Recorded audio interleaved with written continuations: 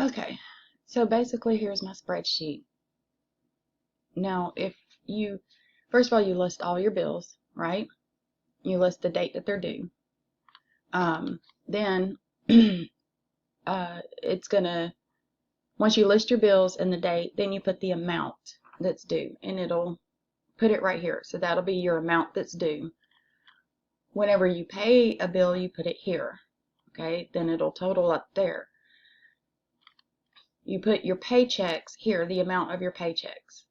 And then see what I've done is like my husband's checks, I'll put just the dates here, and I'll put my dates of my check here. And then so I color code like anything with this date from my husband's check that we can pay, I color code it over here in that color. And then I total it up here so I know how much is coming out of that check. But anyways, once you put your check amounts here, it'll put your total income, and it's going to subtract how much you have left over after paying bills. So the only thing I would say is, like, let's just say you have your internet. So you'd put internet.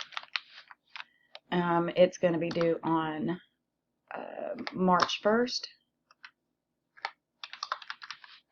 And let's say it's $110, but let's say you paid $110.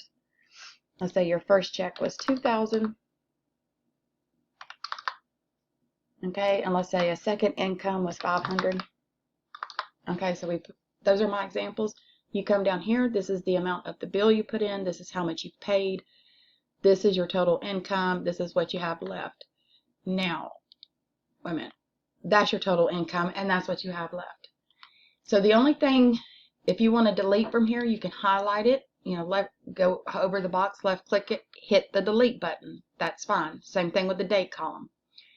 Anything that have these little lines in them, do not hit delete. So let's say you messed up, your internet bill was not 110. You can either start typing the new number or you just hit 0, because all of this has formulas in it. Okay, so then the other thing I do is I name this sheet, and you just double click in that box and then you put the name, right? That's your sheet. Make sure you click up here to save it. All right, so you want to go ahead and get started on next month. So you just right click, that'll pop up, hit move to the end, create copy. It created another copy. Double click it, and then you can go in and make one for the following month. You will have to go in here and change all your dates. Okay, and then I started out with amount paid. I always clear it out to 0. I clear it out the 0 to 0. Okay, so if you have any questions, please do not hesitate to reach out to me.